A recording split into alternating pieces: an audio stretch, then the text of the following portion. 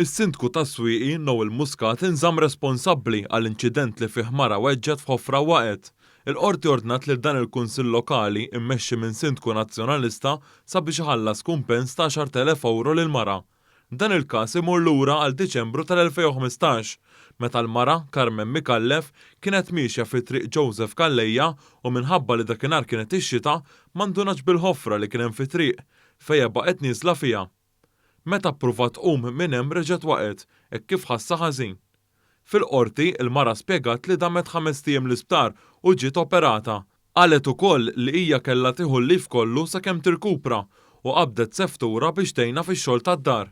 Il-Kunsill Lokali ta' din il-lokalità ipprova jitfa' t-tort fuq l-Awtorità tat-Trasport. Din l-awtorità tgħid kif it-triq mhux arterjali u għalhekk il-Kunsill huwa responsabbli għaliha. Il-qorti mmexxija mill-Maġistrat Rachel Montebello qalet kif it-triq minħabba li mhijiex arterjali taqa' f'idej il-Kunsill Lokali u sostniet li l-Kunsill għandu jneħħi kull periklu għaċ-ċittadini. Żewġ Sudaniżi ta' 31 u 21 sena intbagħtu sena u 7 xhur ħabs rispettivament wara tresqu l-qorti akkużati li użaw dokumenti ta' persuni oħra u li ppruvaw iqarqu bl-uffiċjal prinċipali tal-Immigrazzjoni. Il-każ li ammettew għalih ġara fis-6 ta' April.